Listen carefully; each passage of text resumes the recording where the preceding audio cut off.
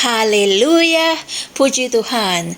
Bertemu semula kita di saluran Rhapsody Reality untuk satu lagi perkongsian firman Tuhan yang memberkati, yang membina, dan yang pastinya berguna untuk pertumbuhan rohani kalian.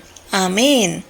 Hari ini, Pastor Chris ingin kita mengetahui sesuatu yang sangat menarik, yang bertajuk Firman yang ada di dalam kamu. Haleluya.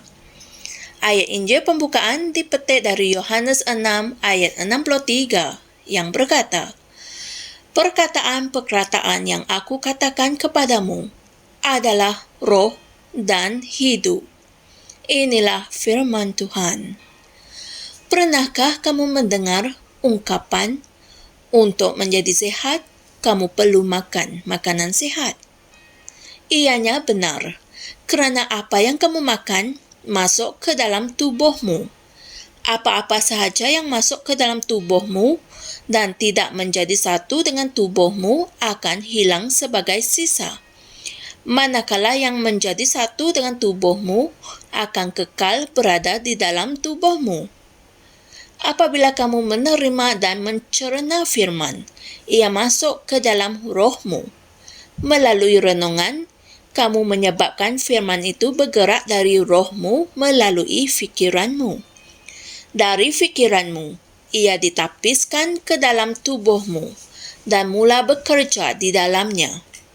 Ia menjadi satu dengan dagingmu dan kamu menjadi satu entiti yang tidak dapat dipisahkan. Haleluya. Hal ini penting kerana firman Tuhan adalah tempat terletaknya kehidupan Tuhan. Amin. Ingatlah perumpamaan penabur yang keluar untuk menabur benihnya. Yesus berkata dalam Lukas 8 ayat 11, "Benih itu ialah firman Allah." Amin. Apa itu benih? Benih itu adalah prinsip pemberi kehidupan untuk apa-apa sahaja.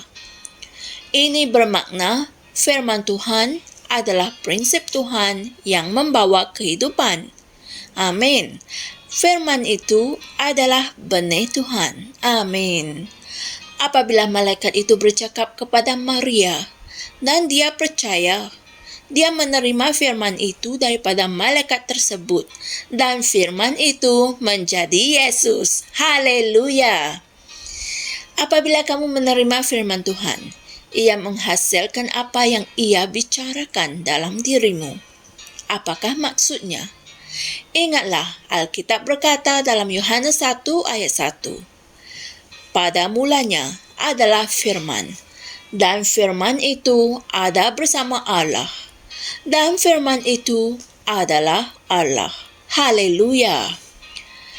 Firman itu telah menjadi manusia dan tinggal di kalangan kita. Yesus Kristus adalah firman yang hidup, firman yang menjadi manusia. Amin. Sekarang kita mempunyai firman yang bertulis.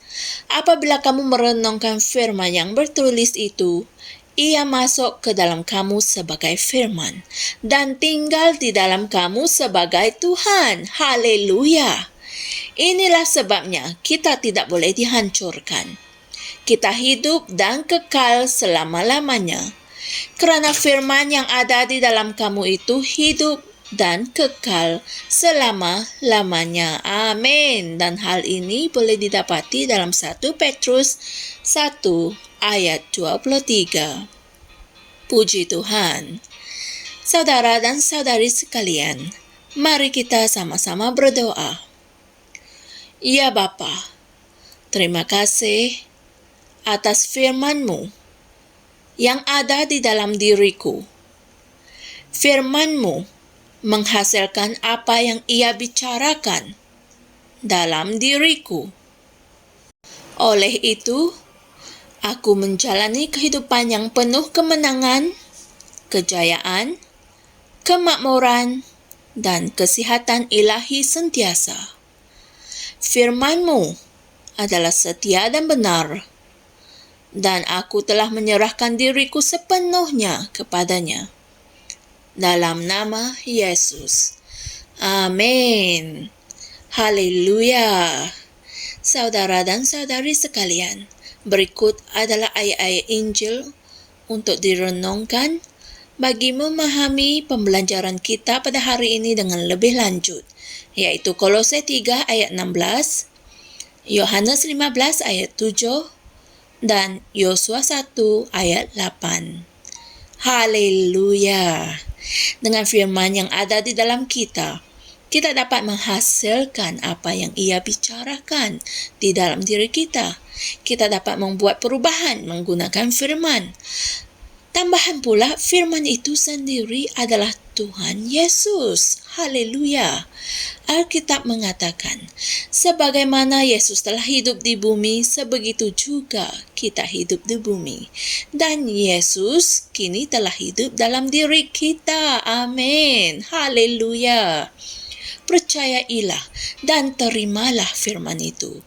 Dan berjalanlah dalam kesedaran ini. Puji Tuhan. Jumpa lagi esok dan Tuhan berkati. Shalom. Kami percaya saudara-saudari semua telah diberkati dengan perkongsian firman dari Rhapsody Reality. Bagi sesiapa yang ingin menjadikan Yesus Kristus sebagai Tuhan dalam kehidupanmu, kamu boleh mengucapkan doa ini bersama dengan saya. Ya Tuhan Allah, aku mempercayai Yesus Kristus, Anak Allah yang hidup dengan sepenuh hatiku. Aku percaya Dia telah mati untukku, dan Allah telah membangkitkan Dia dari kematian. Aku percaya Dia hidup hari ini. Aku mengaku dengan mulutku bahwa Yesus Kristus adalah Tuhan dalam hidupku mulai dari hari ini. Melalui Dia dan di dalam nama-Nya, aku mempunyai kehidupan yang kekal. Aku telah dilahirkan semula. Terima kasih Allah kerana menyelamatkan jiwaku. Aku sekarang adalah anak Allah. Haleluya. Tahniah, sekarang kamu telah menjadi anak Allah.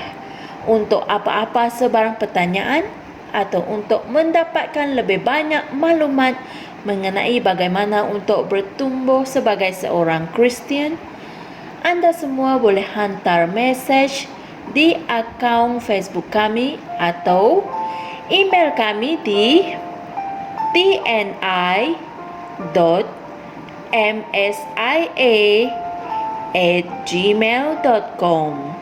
Sekali lagi, tni.msia@gmail.com. Tuhan berkati Anda semua.